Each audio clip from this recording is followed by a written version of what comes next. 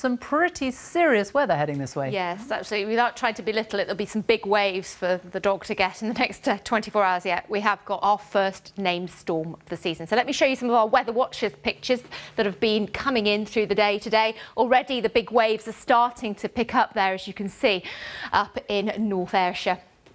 What's in store? Well, Sophie said a big storm is on the way. We've been watching it all week. Abigail. Now, it looks as if Scotland will have a pretty wild night, bearing the brunt of the strongest winds this evening and overnight, but we will all feel the effects of this weather system, this really quite vigorous area of low pressure. It's already bringing us some very intense rainfall, for example, at the moment, and thunder and lightning, and the winds are pretty squally as well. So I've seen winds quite widely up to 60 or 70 miles an hour in northern and western areas. But I wouldn't be surprised as they escalate further overnight to see gusts of wind of 90 miles an hour in the north and west of Scotland. And hence the amber warning here from the Met Office, but that there are warnings out more widely because of some fairly ferocious winds. So the sort of impacts we're talking about and already seeing is travel disruption. The tides are high, so there could be some coastal flooding as well with some surge coming in, and potential power cuts because of the strength of the wind, but also the lightning.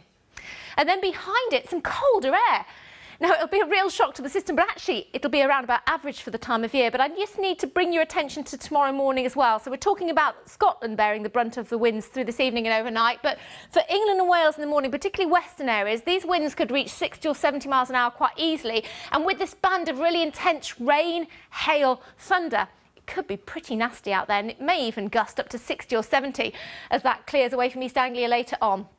So tomorrow, 7 to 12 on the thermometer, but notice the snow, our first covering of the year for the Scottish mountains, some snow for the northern Pennines as well.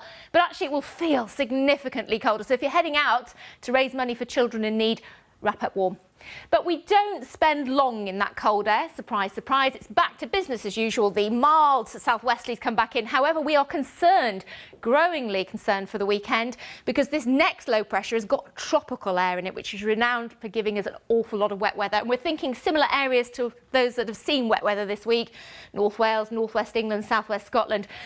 So we are increasingly concerned, as I say, that we could see some significant rain and flooding, because we're talking 2 or 3 inches quite widely in those areas, but some places could have, well, perhaps 6 to 8 inches of rain. But before that, we've got this storm Abigail, Sophie. Helen, thank you.